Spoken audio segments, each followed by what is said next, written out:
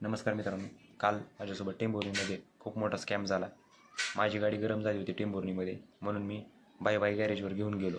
तिथल्या मेकॅनिकलने चेक केलं आणि म्हणलं रेडिएटर तुमचा खराब झाला आहे, त्यातून पाणी गळत आहे, तुम्ही व्यवस्थित दुरुस्त करून आणा. मी तिकडे दुरुस्त करायला 1-1.5 तास गेलो आणि तेवढ्या वेळात त्यांनी सायलेन्सर काढून घेतलं गाडीचं रेडिएटर बसवल्यानंतर मेकॅनिकल म्हणले की हेड गॅस्केट गेला आहे आणि पिस्टन ब्लॉक झाले आहेत, तुम्हाला 30,000 रुपये खर्च येईल. तर मी म्हणलं मी गाडी थ्रो करून गावाकडे घेऊन जातो. पण जेव्हा मी गाडी बाहेर काढायची म्हणलं गॅरेजच्या, तेव्हा ते काढू देत नव्हते. म्हणतो ते चावी, तुमच्या गाडीची चावी ही मेकॅनिकलकडे आहे आणि मेकॅनिकल दुसऱ्या गाडीकडे गेला आहे, त्याला यायला 1-1.5 तास लागेल. मला काय गाडी गॅरेजच्या बाहेर काढू देण्यात गेली. आणि जेव्हा मला संशय आला तेव्हा मी 112ला कॉल केला आणि तिथं हमीद नावाचे मालक आहेत, त्यांना माहीत झालं की ते गाडी काढून निघून गेले. आणि पोलीस साहेब आले नंतर आणि मी तिथला गॅरेजमधला व्हिडिओ काढायला चालू केला. तिथले कारागीर त्यांचेच आणि तिथलेच माणसं 2-3 अंगावर यायला लागले, व्हिडिओ का काढतोय, असं का करतोय, तसं करतोय, माझं का व्हिडिओ काढतोय, असं तसं म्हणत होते.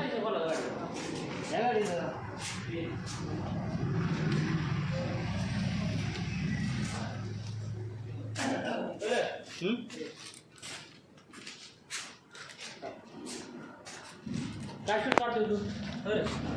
शूट काय काढतोय? तुमचा पूर्ण कॅमेरा शूट काय काढला होता? तुमचं नाही, आता व्हिडिओ काढायचा नाही का? माझा काय काढायचं? त्यांचा काढायला तुमचा नाही. तुझा कॅमेरा तुला दिसणार सगळे कॅमेरा. मग असू दे की मी कुठं काय राहिलोय. तुला शूट अजिबात करू नको. तिथं कॅमेरा सगळा तुला सगळे व्हिडिओ मिळतील तुला काय पाहिजे असेल. पण केलं म्हणून काय झालं शूट?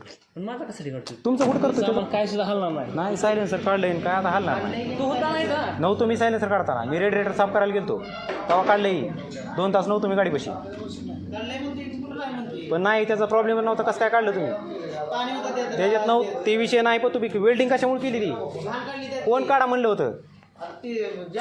कोण पण गाडी मी धाराशिवला नेली होती, तुम्ही का केलं काढले?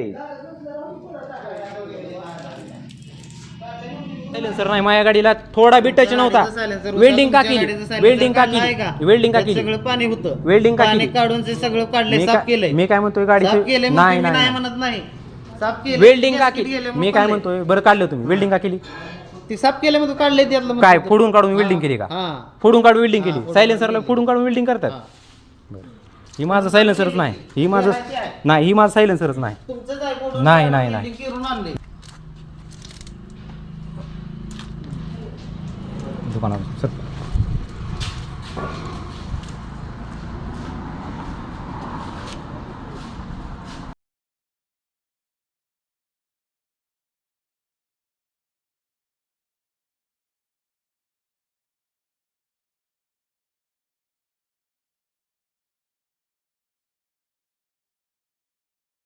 नंतर मी पोलीस साहेबांसोबत पोलीस स्टेशनला गाडी घेऊन गेलो आणि त्यांना माहीत झालं आता मी केस करेल त्यांच्यावर.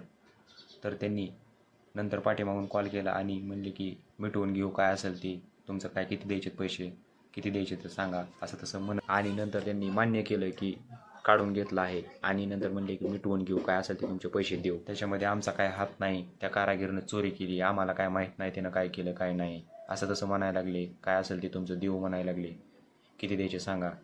मग मी म्हणलं मला नाही, पैसे नाही पाहिजे म्हणलं, माझं सायलेन्सर द्या, नाहीतर मी केस करतो म्हणलं. नंतर ते म्हणले की जर तुम्हाला केसच करायची असली तर करा, आमचा पूर्ण मोठा हात आहे, आम्ही बी बघू काय असेल ते, असं तसं म्हणायला लागले. घ्यायचे असेल तर तेवढे पैसे घ्या, नाही तर जावा निघून म्हणले, आमची बी ओळख आहे, असं तसं काय होत नाही आम्हाला केस केल्यानंतर, असं म्हणत होते ते. नंतर तसं म्हणल्यानंतर मी काय नंतर केस केली नाही आणि त्यांनी मला फोनपेला 15,000 रुपये पाठवले.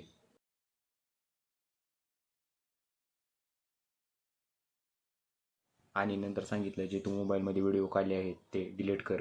आणि माझ्याकडून एक व्हिडिओ बनवून घेतला की आमचा व्यवहार झाला आहे, सगळं व्यवस्थित सॉर्ट झाला आहे, असा बनवून व्हिडिओ त्यांच्यापाशी रेकॉर्ड करून घेतला.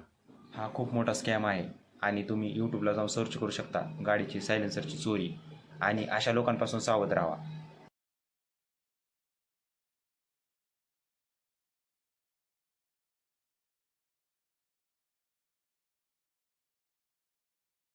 आणि माझ्यासोबत जी सायलेन्सरची चोरी झाली आहे ती कोणासोबत होऊ नये म्हणून तुम्ही जेवढा होईल तेवढा व्हिडिओ शेअर करा